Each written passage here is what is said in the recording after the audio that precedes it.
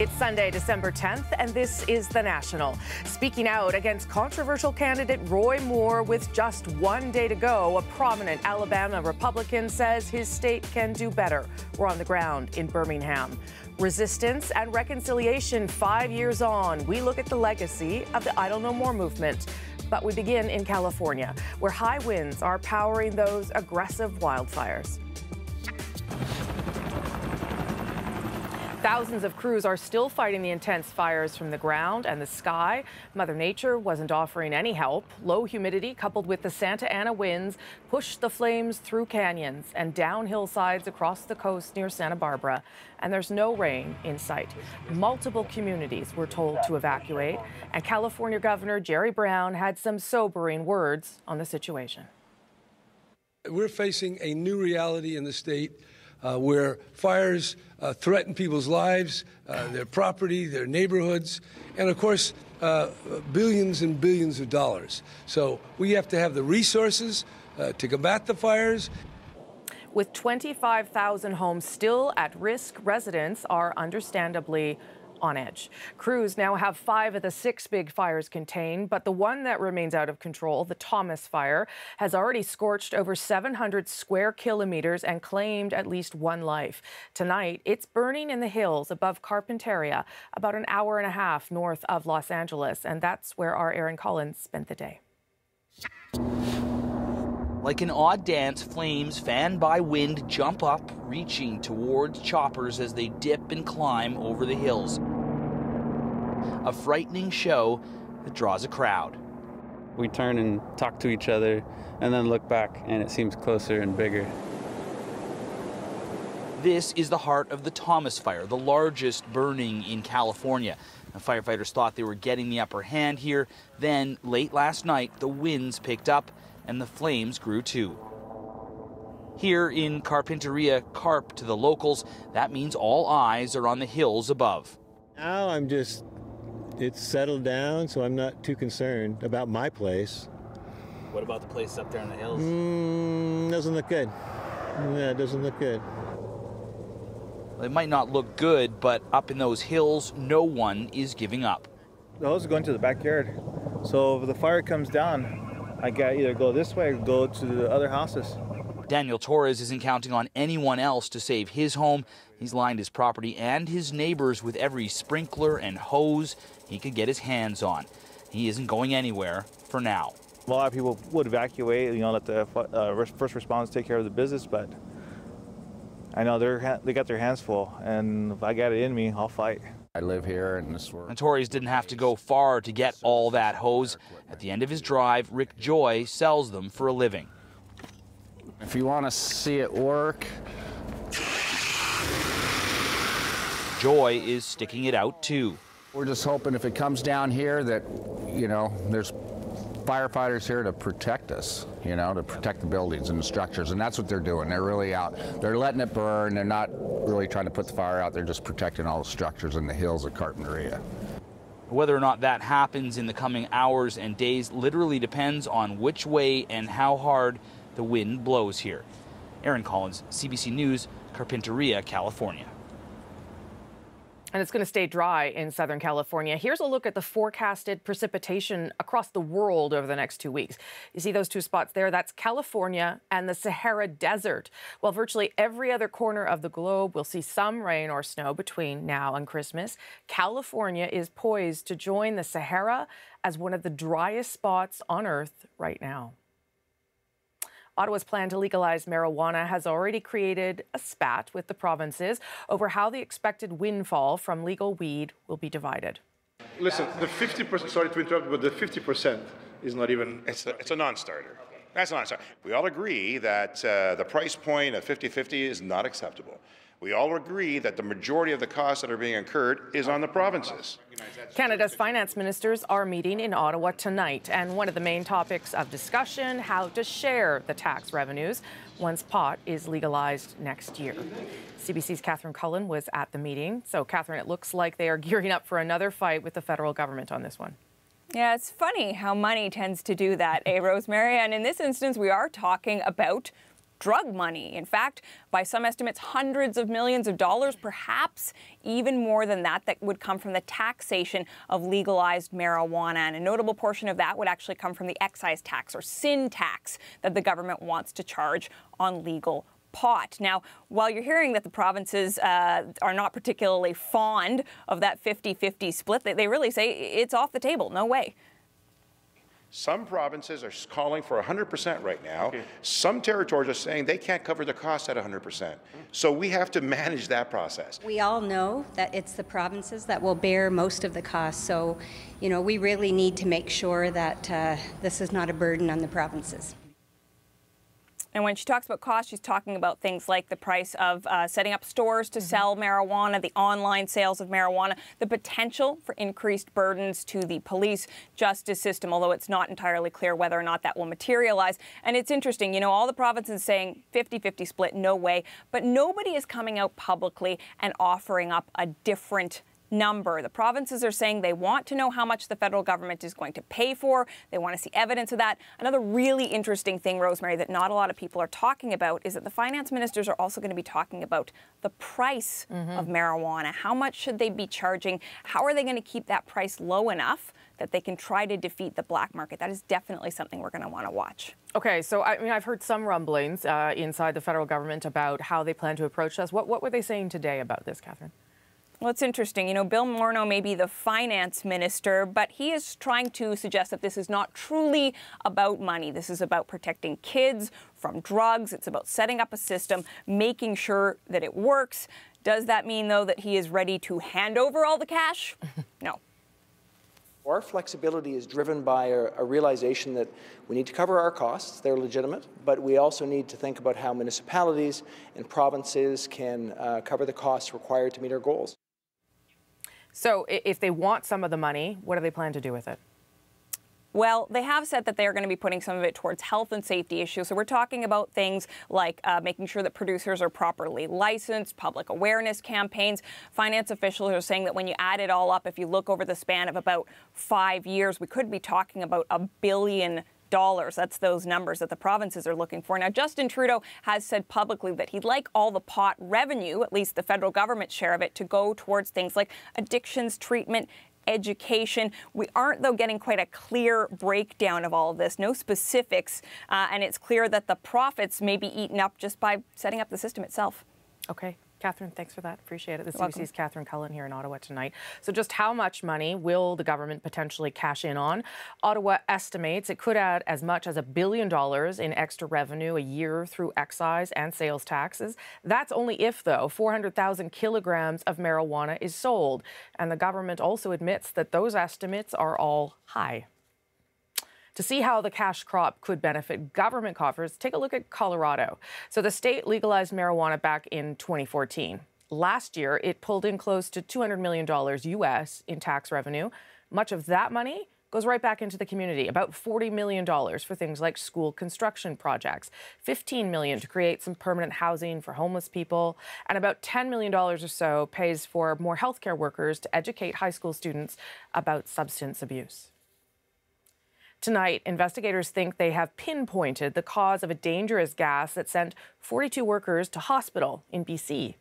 They inhaled carbon monoxide in the greenhouse where they work. The gas built up from combustion, engine spray washers being used to clean the greenhouse inside. It can kill in minutes, but in this case, the workers were lucky. We sounded the alarm bells right away and called 911 and got the ambulance service and to get everyone to triage to make sure that they were okay. After a few hours in hospital, all but one of the workers were released, and they are expected back on the job on Monday. President Trump's decision to officially recognize Jerusalem as Israel's capital has led to days of angry protests and clashes. And now, amid those growing tensions, a violent attack on an Israeli security guard at Jerusalem's central bus station. This is CCTV footage. It's from inside the station. The guard, he's talking to a 24-year-old Palestinian man who then takes off his jacket and pulls out a knife. A moment later, the guard was stabbed. The suspect was caught. The security guard now remains in serious condition with a chest wound. Israeli Prime Minister Benjamin Netanyahu and French President Emmanuel Macron have differing opinions on the escalating tensions. That was certainly made clear at a press conference in Paris. Paris is the capital of France. Jerusalem is the capital of Israel. It's been the capital of Israel for 3,000 years. It's been the capital of the Jewish state for 70 years. We respect your history and your choices, and we know that as friends, you respect ours. I think the sooner the Palestinians come to grips with this reality, the sooner we'll move towards peace. Et je partage totalement ce qu'a dit le Premier ministre Netanyahou quand il a dit qu'il faut laisser une chance à la paix. Macron suggested that Netanyahu should give peace a chance and make a gesture towards the Palestinians. Meanwhile, thousands of pro-Palestinian supporters swarmed the streets of Istanbul. Protesters burned a U.S. flag and an image of Trump. In the Gaza Strip, hundreds of Palestinians threw projectiles and canisters of tear gas back at Israeli soldiers. That's Lebanon, where demonstrators clashed with security forces outside the U.S. Embassy in Beirut. Dozens of protesters were injured there. There were protests, too, in Bethlehem, a place that depends on a certain upcoming Christian holiday. The CBC's Derek Stoffel is there. In the little town of Bethlehem, Christmas is in the air. The tree has been trimmed, the decorations hung to welcome visitors from around the world. One person who's not welcome this year, Donald Trump. The president sparked fury last week when he declared that the United States now recognizes Jerusalem as the capital of Israel. Palestinians lay claim to East Jerusalem as the capital of a future Palestinian state. This coffee shop owner is angry, saying Trump has harmed the chances for peace. Tfaddal. Welcome. So he came up with his own protest by taking down the U.S. flag. That's what I can do. I don't like put this flag in my restaurant. Why? Because the Mr. Trump don't like my flag. Palestinians have protested every day since Trump made his declaration. There were more clashes today between young Palestinian men and the Israeli security forces. Security concerns are clearly an issue.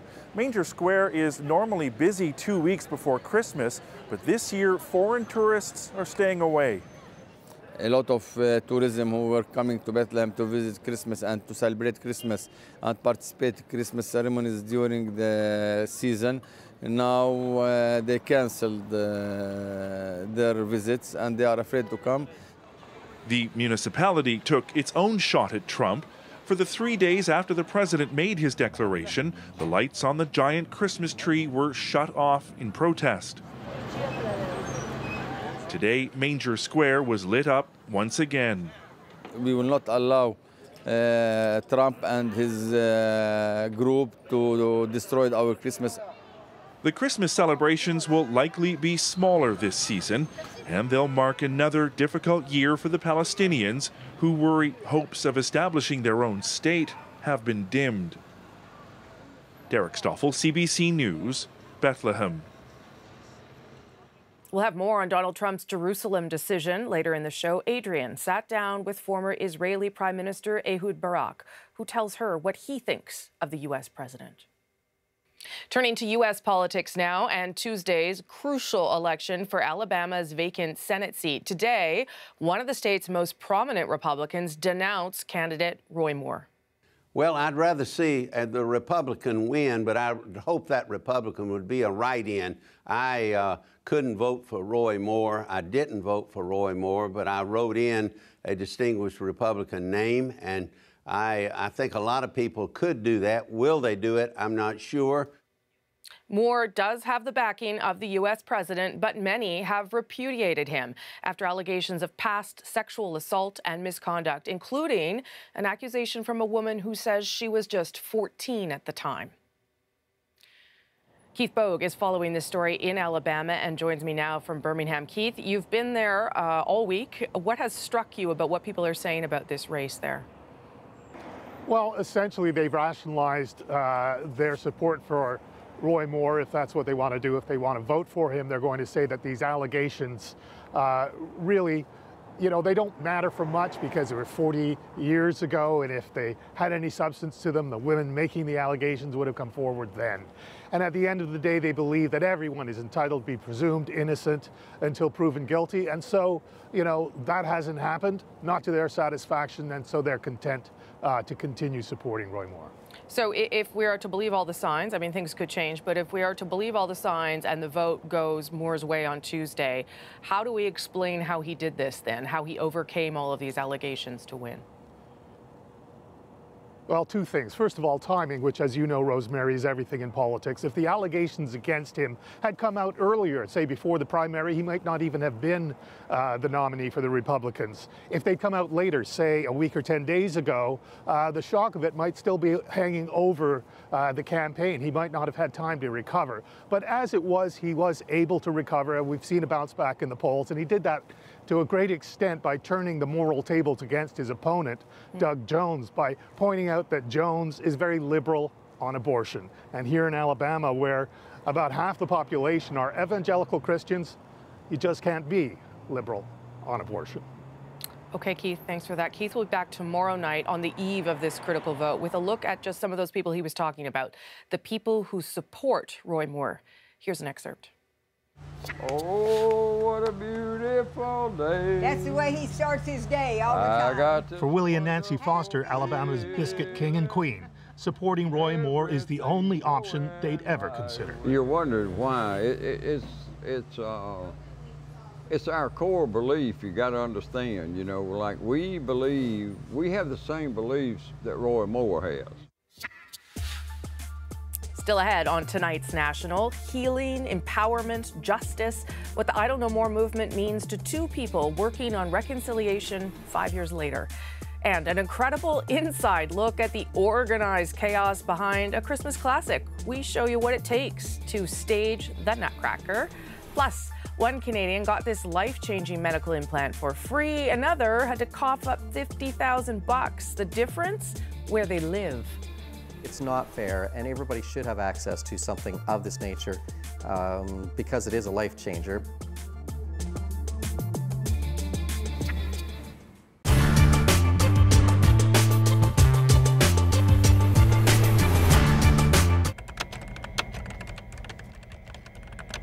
There are a number of employee groups and other companies hoping to emulate Lotus's policies in their own companies. We discussed having a meeting in January '93 in New York to network and exchange information and ideas. If anyone is interested in more information, please let me know. The objective will be to explain the goals of the gay and lesbian organization to Bell employees. The article. Well, I think the company is waiting just to gauge and see how progress is made in this area. I'd like to see diversity training in the workplace. I'd like to see spousal benefits for same-sex couples, of course. Knowing that you're in a company that respects you, that acknowledges you, it makes a huge difference. You don't feel like your family is considered less valuable than everyone else's family. Spousal rights is a social right. It's a right to design programs to support the fundamental building block of our nation, which is a heterosexual family, and that. On a rainy evening in Toronto, a small group of employees huddles to discuss the latest inequity at work, the company benefit plan. These are professionals from major corporations like Bell Canada and IBM. What distinguishes them from a majority of their colleagues is simply that they are gays and lesbians, and their declared spouses aren't covered by their company benefit packages. The battle cry is equal treatment at work, regardless of sexual preference. Bell is not the enemy is ignorance. And Carl Miller is one of the founders of the gay and lesbian organization at Bell Canada. In the past year, he and his colleagues have repeatedly asked Bell to extend the company dental, eye care, and medical benefits to cover same-sex partners. Companies have been generally slow to see the advantage of extending same-sex spousal benefits. They fear that satisfying the demands of a few might attract more gays and lesbians. They fear the possibility of AIDS might drain the benefits package, and they worry about public reaction to their recognition of homosexual families.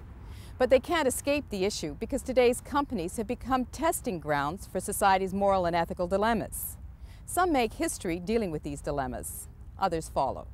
It's an historic day for this province. And history in this case is being made on many fronts. In the public sector, Ontario Crown Attorney Michael Leshner set a precedent this fall when the Ontario Human Rights Tribunal ruled his male spouse was entitled to coverage under Leshner's government benefits plan.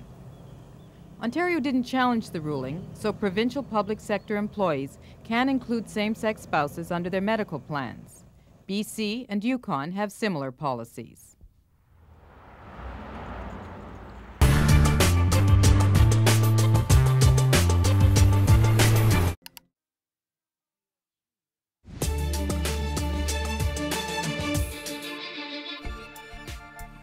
A disturbing story we're following from Newfoundland and Labrador on the National tonight. The mayor of Happy Valley Goose Bay has suffered a gunshot to the face. John Hickey had surgery in a St. John's hospital and is in stable but critical condition. How it happened isn't clear, but it was yesterday when Hickey was alone in the bush checking on his rabbit snares. Two men, two different provinces, and completely different medical coverage for the same life-changing surgery. Some call it a medical postal code lottery, where one patient has to pay tens of thousands of dollars for the same medical care another Canadian would just get for free. Go Public's Rosa Marcatelli has more. When we met up with George Pollock, he was almost ready for the 10,000-kilometer trip to Austria. He's heading there so his adult son Peter can get surgery that could change his life. Pollock and his wife are spending $50,000 to get their son a medical implant that should allow him to hear clearly for the first time. A trip they wouldn't have to take and a cost they wouldn't have to bear if their son lived in another province. If something is possible to do, we have to do it. Peter Pollock has bilateral artesia and microtia, where people are born without ear canals and underdeveloped outer ears. He has several mental health issues a psychiatrist has linked to his inability to hear clearly. He can't work, he shies away from social contact, and he didn't want to be interviewed. I'm old and I don't know how long I'm going to live, that I will leave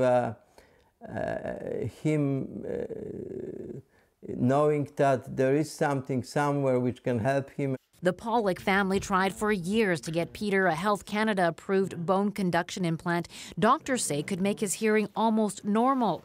But Alberta, where Peter lives, won't cover it, even though half of the other provinces do. So it just slides right into the magnet, just like that. Just a province away in Saskatchewan, Ross Weiss has the same condition and had the same surgery, paid for by the system. It's not fair, and everybody should have access to something of this nature because it is a life changer. This doctor has done more than 80 of the surgeries, all covered by the Ontario government. He says some patients who need expensive medical care can't get it based on where they live. It is a kind of a source of ongoing frustration with physicians in many fields as well.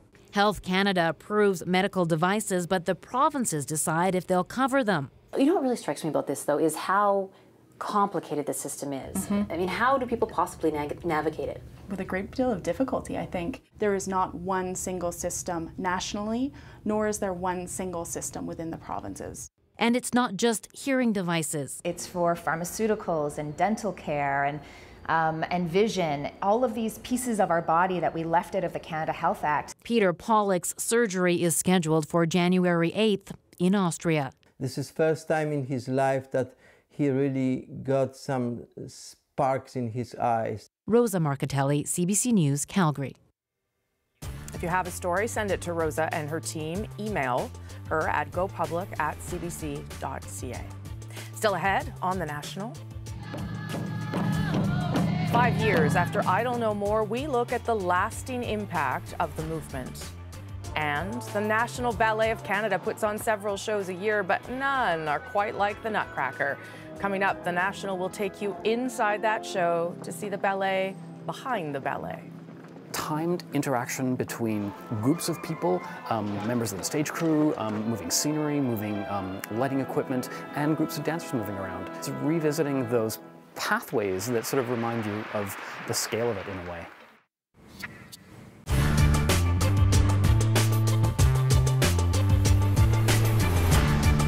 Well, Peter, this was day 24 of Chief Theresa Spence's hunger strike here on Victoria Island. And for a few moments, there was a sense of optimism that maybe a solution was near. But as fast as it came, that hope vanished. That snow ending in the afternoon tomorrow, then a chance of flurries. Right now it's minus 24. Feels like minus 28 with the wind. Cold in just about every way. It is ritual that passes the time on Victoria Island these weeks of Chief Theresa Spence's hunger strike. There is both the wood and the resolve, it seems, to keep up the battle. The morning walk with a friend, the chief turning her back on Parliament just across the river. She's sure it turned its back on her long ago. A few flashes of energy for supporters around her, and curiously a brief dash for the door and a hotel. She's sworn off solid foods, but she's far from allowing herself to be trapped on the island. Just gonna go have a shower and a little lie down? A shower and spend time with a few minutes with my girls. That is the last Chief Spence was willing to say publicly today. In her absence, the crowds poured in. More well-wishers, more of the familiar supporters, bringing more supplies and more good thoughts. She returned in time to thank them and then retreat back to her tent for more meetings. All support is appreciated here, but what is clearly craved is someone or something that carries a promise of change. For a few hours, change seemed possible. Word of urgent invitations sent from the Assembly of First Nations to the Prime Minister and the Governor-General to meet with First Nations leaders on January 24th, the one-year anniversary of the last summit. If the Prime Minister said yes, would that be enough for Chief Spence to stop her protest? Chief Sean Atleo rushed to a meeting with her, and the crowds thickened. The idea of stopping sounding good to supporters who've become worried. Fasting, political fasting, is not good. If the crowds had hope for the meeting, many in the know said they did not. For more than an hour and a half, not a word, then Chief Atleo, leaving in a hurry, saying little. You'll have to excuse me here. We're going to have to jump in. Chief Spence's representatives far from appearing thrilled. The letter that was sent from the AFN today, inviting the Prime Minister to a meeting with the chiefs, is that sufficient for Chief Spence if he says yes to that? That is not sufficient. That is 3 weeks away. But what she's saying is, we want to meet. There's an urgency to this. Lives are on the line. So let's meet in the very near future. So this goes on. It is effectively back to day one, with all here just waiting for an answer of some kind from the Prime Minister. You do get the impression, though, that behind the scenes, Chief Sean Atleo is pushing hard for a compromise. It's just not working yet. Peter?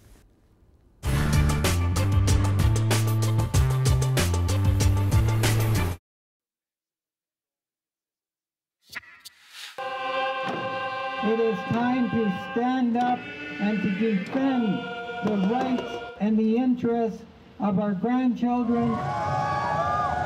Something woke up inside of many First Nations grassroots individuals and groups. I'm willing to, die for my people. 5 years ago today, Indigenous people stood together in a day of national solidarity, bound together by a simple yet powerful statement: idle no more. Protests were intended to engage and educate all Canadians. So in a relationship that remains complicated, what has the movement changed? We asked Cameron McIntosh to take a look.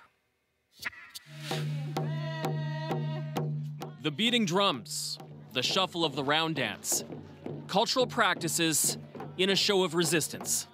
We want our children home. At the foot of Manitoba's legislature, this demonstration is protesting the provincial foster care system, which organizer Chickadee Richard accuses of unnecessarily removing thousands of Indigenous children. What's the purpose of today's demonstration? It's to create awareness, but also we want to send a message out, through the province of Manitoba and through the legislature. A strategy taken from a moment 5 years ago, when it seemed almost spontaneously Indigenous Canadians spoke with one voice, rallying around a hashtag, Idle No More, a movement that gelled around one chief's hunger strike trying to get Ottawa's attention. Culturally focused, non-confrontational, looking to reach out to non-Indigenous Canadians. How many of you have heard of Idle No More? Yeah. Well, apparently I'm one of the co-founders to it. Today, Sylvia McAdams spends her time in the classroom, using cultural teachings to explain Indigenous views on treaty rights. Idle No More believes that education is fundamental and key in mobilizing people, and I think that's what made Idle No More so powerful and sacred. You can see how powerful that was, particularly in using social media. Co-founder Sheila McLean says they deliberately took it online to pull Indigenous people together quickly. Within a month, we had national protests across this country. Not typical protests. Flash mobs in malls, round dances in intersections. Yes, they held up traffic, but many believe it opened minds. Idle No More offered the idea that we can all get together, we can have a community, and we can engage ourselves, not perfectly, but reciprocally. Up to Idle No More, most of the confrontations were very face-to-face, and they often would involve a whole lot of standoffs. Idle No More completely changed the conversation. While it's no longer trending, its founders say Idle No More still exists. I think that Idle No More will always continue. It may continue under different names, in different ways. You get a sense that people outside the community are listening more now too? That their hearts have opened, their minds have opened up? Yeah, for sure. I believe so. I think we have to create these kind of venues to be able to speak out and say that, you know, we're loving people. We're kind people. The hashtag has faded, but the drum still beats. Cameron McIntosh, CBC News, Winnipeg. Joining me now, two people who know the Idle No More movement well as other things. Serene Carson-Fox is the host of Viceland's documentary series Rise that examines Indigenous-led resistance, and she joins me from Toronto. Tim Fontaine is the founder of Walking Eagle News, a satirical online news site. He covered Idle No More extensively for the Aboriginal People's Television Network and CBC Indigenous, and Tim is in my hometown of Winnipeg tonight. Good to see you both. I wonder, I remember that moment, and if for me, I think it was an awakening. And maybe it was for other Canadians. But Tim, when did you realize, while covering it as a journalist or as a First Nations person yourself, that it was something else, that it wasn't just a protest or two? I think it was earlier on. I was living on the East Coast at the time in Halifax, and when I started to see, I can't pin it to one specific event, but I can remember when I started seeing grandmothers and mothers and people and children and just everyday Indigenous citizens rising up, that I realized there is something more here. Than just your average protest. This wasn't activist. This wasn't you know, that sort of thing. This was everyday people realizing that they were frustrated with the status quo. So like I said, I can't pinpoint it to one moment. But when I saw that mobilization of people, I realized there is something much bigger happening here. And as we saw in Cam's piece, it wasn't confrontational, you know, it wasn't aggressive. It was out there in the streets. It was cultural. It was all sorts of things. So, Serene, what did it mean for you? Oh, well, you know, I was living in New York City, and I remember seeing the first sort of organizations happening and the mass organizations of people, and I remember thinking, okay, this is my moment. This is when I have to go home. I can't be in the States. I have to go back to Canada, and actually was home shortly after and went to Victoria Island to see Teresa Spence. So, you know, I think for me, I was 2 years old when Oka happened, so I grew up knowing that occupation was a part of how we were going to move forward, and I kind of always wanted that kind of moment to exist in my lifetime. So when Idle No More happened to me, I was like, okay, this is it. This is going to be the same kind of, you know, resistance that I have been waiting for to happen is happening now again, and I can get to be a part of it as an adult. But it was different. Don't you both tell me what you both think, how it changed the way that Indigenous people in this country push back, because it did seem to me like there was a bit of a shift, and I don't know how to qualify that. But Tim, how do you think it changed the way First Nations people and Indigenous people writ large reach out? I think it made people realize that they have power. That everyday Indigenous citizens have power if they all rise up together, and I think that was something that we hadn't seen. Serene had mentioned Oka, and I remember the Meech Lake Accord, the resistance against the Meech Lake Accord, and we saw thousands of Indigenous people on the street at that time as well. It was another awakening like that, and I think it also made one of the things that was unique about Idle No More, though, was that it had Indigenous communities looking at themselves. There was a lot of internal soul searching that was happening there. They were questioning our leadership. They were questioning the Assembly of First Nations, Chief and Council, even gender roles. All of these sort of things went under the microscope of everyday people, not just activists, but people. And that's something I think that's still playing out today. And Sarain, I know that's a part's important for you, the gender roles, the way that sort of became a big thing about it as well. Absolutely. Yeah. I think all of a sudden we started to see women. It was 4 women who started this movement, and I think the drum, I not only saw men holding drums during round dance, but women were taking an active role, lifting up their drums, and I think that you can't underestimate the power of dance, ceremony. Something as simple as a round dance, you know, connects us all, and I think being able to even be a young person and see a flash mob round dance on TV, well, you know, our songs and dances were taken from us, so to have that be on national news, that's a healing, that's an empowerment, that's agency, justice. Do you think that the combined, I don't know more, combined with the TRC and the movement towards reconciliation, that it changed something, that it opened a window for Canadians that maybe wouldn't have happened before? There is now an openness to this idea of reconciliation that couldn't have existed without I don't know more, Tim? I think so. I mean, this is the difference between this and Oka and Meech Lake again was with Meech Lake and Oka, it was the Indigenous community that was resisting something, and with Idle No More, not fully, but there was a lot more non-Indigenous people on the Indigenous side that were saying, you know what, we have to listen, we have to start working together, and a lot of that was fostered by the TRC after. So it was a very, very unique situation, and it continues to be a very unique situation because, like I said, I mean, these questions are still happening in our community now because of Idle No More. I'm convinced it's because of Idle No More. Yeah, and I certainly don't want to suggest things are done, Sarain, but it did open something up. Yeah, I mean, I think that people jump ahead to reconciliation, but before we have reconciliation, we have to have truth. And I think that during I Don't Know More, there was a lot of truth speaking happening, and people were realizing that we're not talking about issues from the past. The kinds of situations Indigenous people were marching, dancing about during I Don't Know More were right now, things we need desperately: clean water, housing, you know, the same kind of access to education that any other Canadian has. And so I think it was the first time that Canadians really took a look and said, oh, wow, this is still happening right now, and we need to fix this. Sarain, Tim, thank you for your perspective on this tonight. I appreciate it very much. Thank you. Chimigwech, thank you. Go deeper on the stories of the day earlier in the day. Why don't you subscribe to our fabulous newsletter at cbcnews.ca/thenational.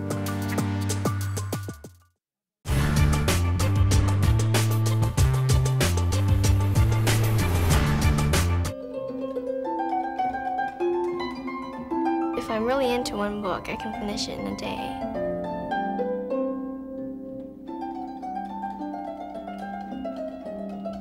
I don't really have a favorite part of the book. I kind of like all of it. I like the pictures and stuff.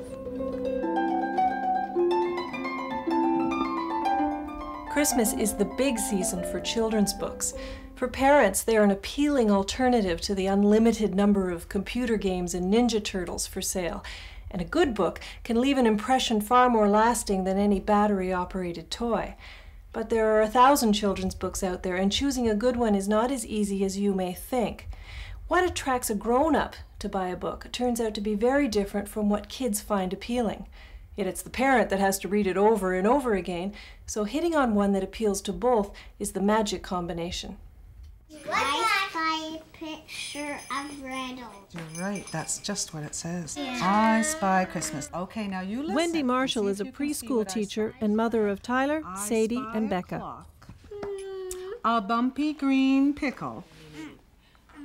Santa on a sleigh. Ah, too easy. And a face on a nickel. Right. Where is I Spy Christmas is a glorious picture book. While the riddles appeal to children, this book looks more like the Christmas memories of parents and grandparents. But that look is what's selling this book. Great art production and our adult appetite for nostalgia are used again and again to attract buyers. Oh, look at this one. What is happening to all these toys? What are they doing? Around. Tyler, do you like to read books? Do you read your own books? Yeah. All right, Wendy, what do you think about this book? Do you like it? I like this book.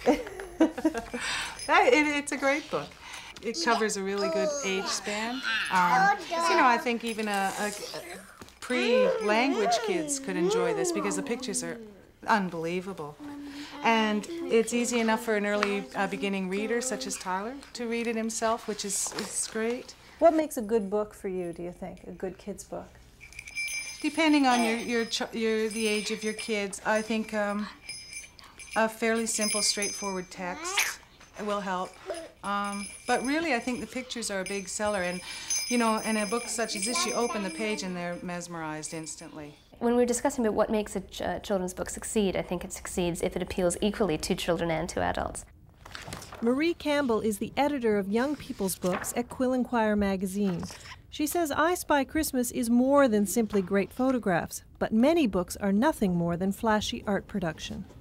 We may have lovely pictures, and our artists may have a new forum for their expression, but the successful books are those which marry their text and each complements and supports each other.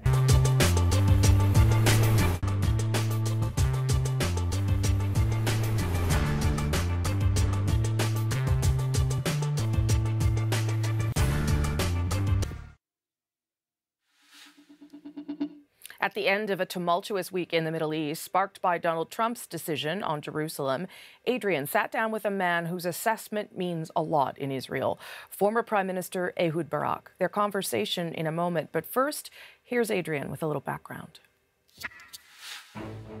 Ehud Barak has a lot to say about the current Israeli government, and it's not good. He's always had a lot to say about what he thinks should be happening here. He was Israel's prime minister from 1999 to 2001, took part in peace talks with the Palestinian leader Yasser Arafat. How is it going, Mr. President? U.S. President Bill Clinton had such high hopes for those. But it didn't work out.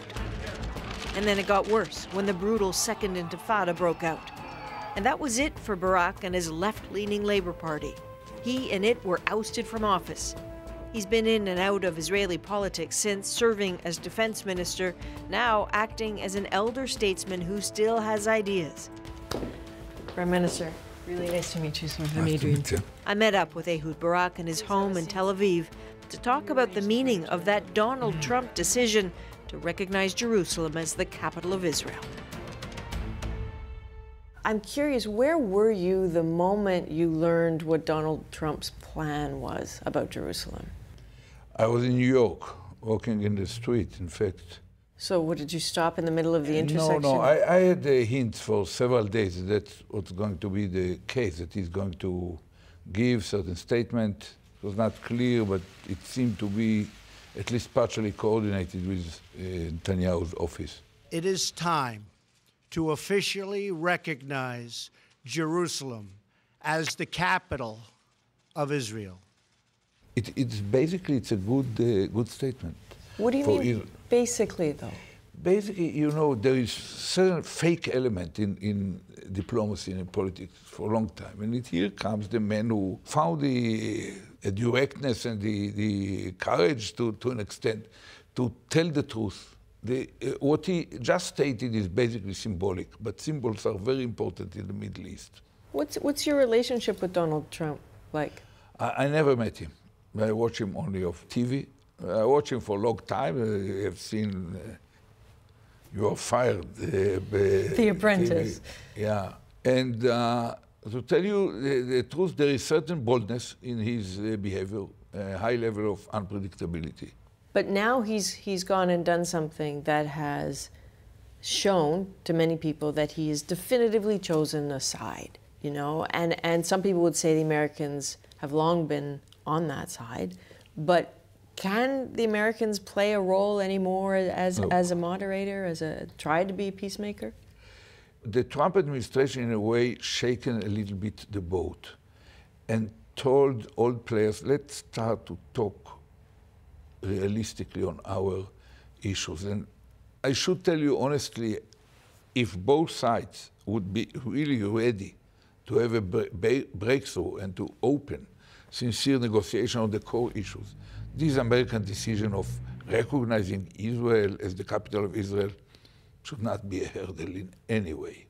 But I think that, I hope, he did not lose his leverage to bring both sides into sincere negotiations. You said you think, you hope, but is there a part of you that thinks he really might have lost his leverage? You know, on the face of it, and if to judge by the statements we hear from Arab capitals and from some other capitals in the world, it seems that Trump weakens somehow his leverage on others. But for us Israelis, it's a very positive development. If 20 years ago, forever that moment with you and Bill Clinton and Yasser Arafat trying to get into that door, I think that is burned on the brains of people. If someone had pulled you aside all those years ago and said, listen, 17 years from now, Benjamin Netanyahu will be the prime minister, and the United States will recognize Jerusalem as the capital, and this deal you're trying to make isn't going to work. Yeah, probably I would not have believed it, but I still believe even now, if a breakthrough will be achieved, the result will be extremely similar to what was on the table 17 or probably by then 20 years ago. And I said immediately after Camp David that whether it takes 5, 15 or 50 years, when the time comes to have a breakthrough and to have peace between us and the Palestinians, you will need magnifying glass to see the differences between what we had on the table at Camp David and what will be achieved, because nothing will change. Have you spoken to Bill Clinton since this declaration? Yeah, I happened to talk to him. What was that conversation? No, it was, we were the only two persons on the line, so I'm not supposed to share it with the TV viewers. Did you call him or did he call you? In this case, I called him. Can I ask why? Yeah, for totally different reasons, nothing to do with this statement.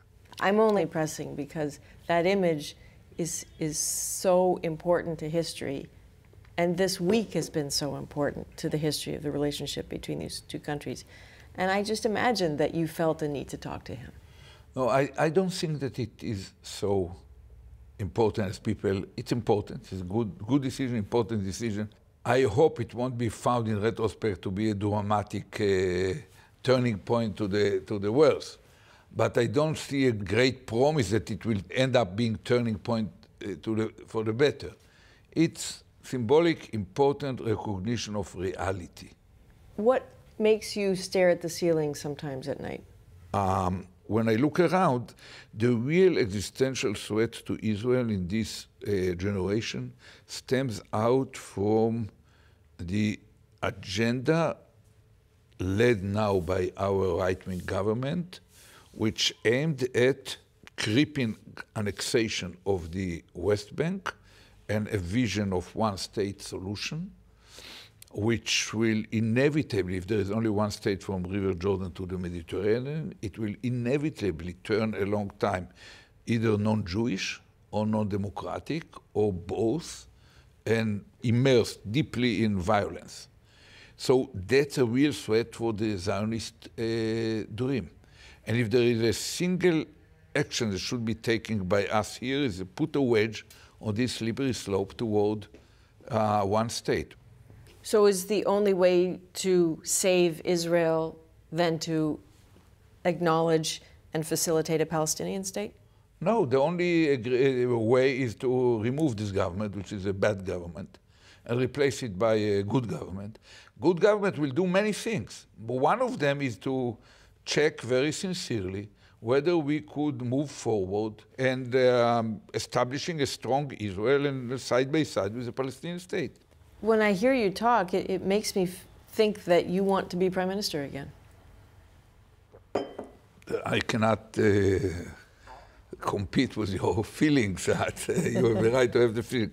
I made it clear that I had been already in all positions in Israel. And I'm not interested in jumping personally back into it. In politics, you can never say never.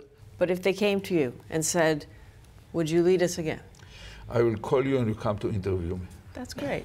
Okay, I'll hold you to that. Thank you very much, Prime Minister. Thank you. That wasn't a no, was it?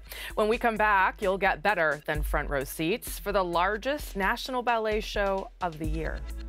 When you count up full-time company members, dancers, members of the National Ballet School, members of the orchestra, members of the choir, it's a large number of performers. Nothing that we have in our repertoire is as big.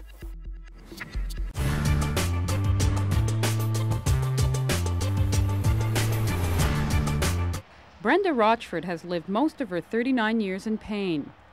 She was born with an extremely rare disease called Ehlers-Danlos syndrome.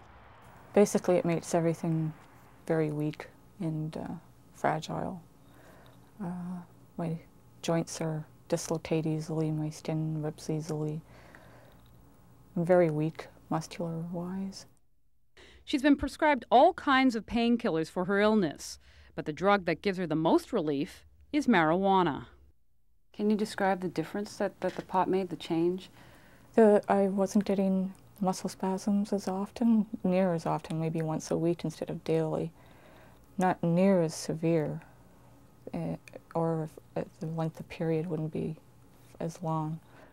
My joint pain doesn't seem to hurt as much. I have arthritis. That doesn't seem to flare up as much when I smoke. It helps me mentally, it gives me the ability to cope with each day, because I never know what each day is going to be like.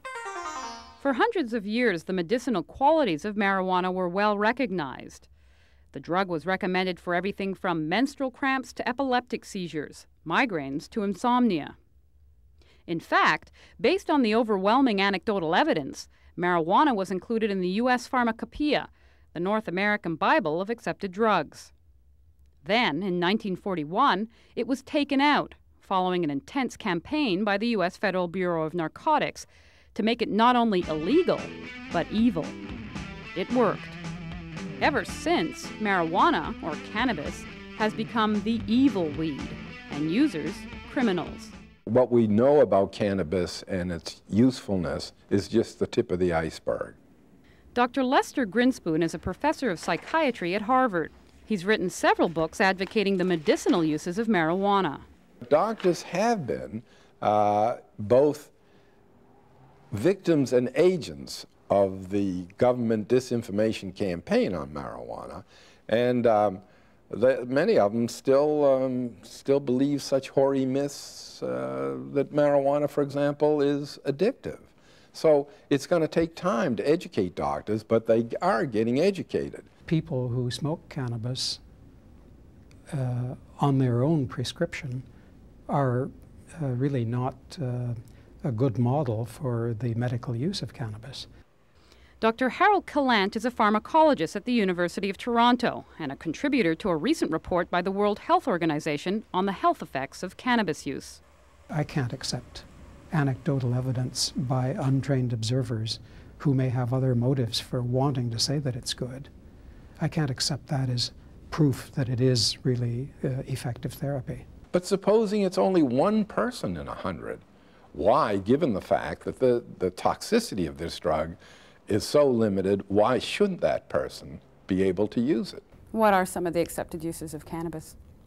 The two that are official, for which there is approval, are for the relief of nausea and vomiting caused by cancer chemotherapy.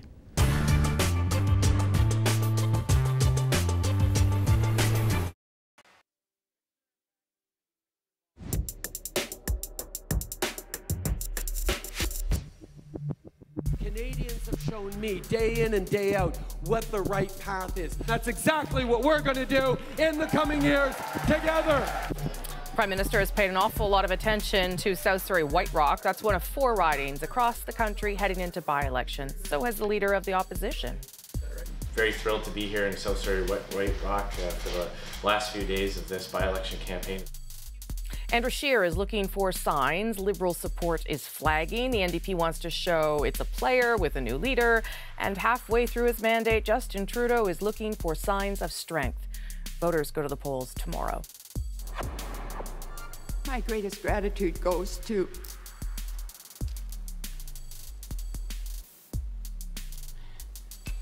having had the good fortune to have the life I've had, to serve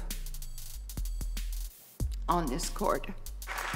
That's Beverly McLaughlin saying her farewells to the court last week and to 17 years as Chief Justice of Canada's Supreme Court. McLaughlin was the first woman to serve as Chief Justice, her tenure also the longest in Canadian history.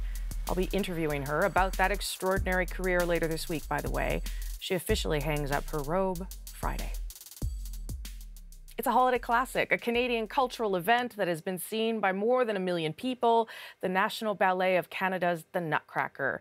It is a behemoth of a show with hundreds of performers with incredibly elaborate costumes and sets, countless moving parts, rehearsed to clockwork perfection, or at least that's what it seems like to us. David Common takes the National inside the Nutcracker.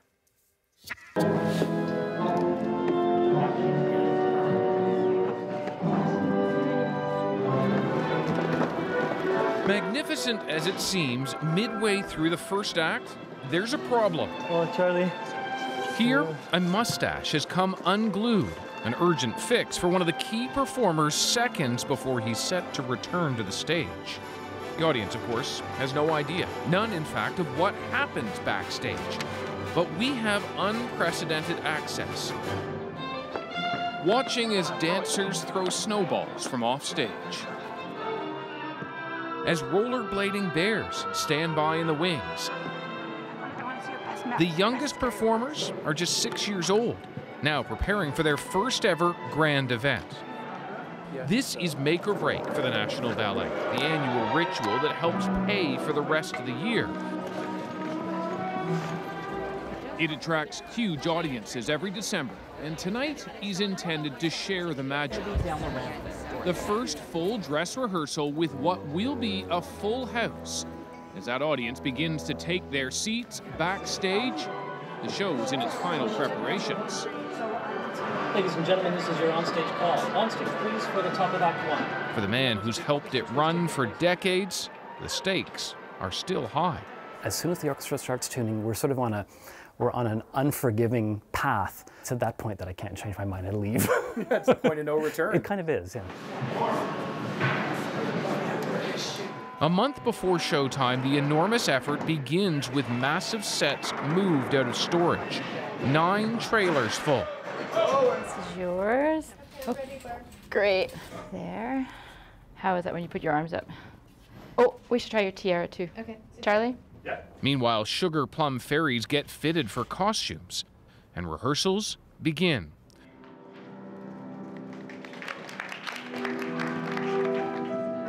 The National Ballet's own may be experienced at the Nutcracker, but with need for such a large cast, most of the performers come from outside the company, many of them just kids.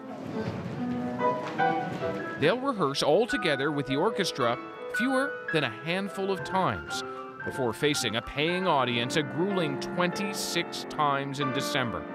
And showtime is just moments away.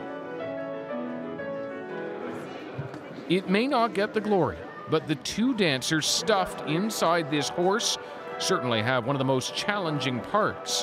One of them can't see, so both are led gingerly onto the stage. When the horse's part is complete, the heavy costume is hung, and the dancers slip out, rushing to their next role. Watch out, a big move is about to happen. It takes 10 people to move out this Christmas tree set. On stage, the decorated branches swing, a movement rode from behind by a stagehand. But all that swinging is a hazard one dancers try to avoid. The people that tend to get whacked by the branches tend to be some of the performers in the battle, and there's square steel underneath the sort of fur dressing, so they can give you a good bark in the shins. The performers may be in peak physical shape, but the Nutcracker is an exhausting performance. Poised and precise ballerinas on stage step off briefly to recover and rehydrate. As the end of the snow scene nears, stage director Jeff Morris is still calling the shots. It's magic. Absolutely. It's so satisfying, and when you hear the applause at the end of every performance, you know that there are a lot of people out here who maybe it's their first time in this terrific theater, maybe it's their first time seeing a ballet, and that applause is fantastic.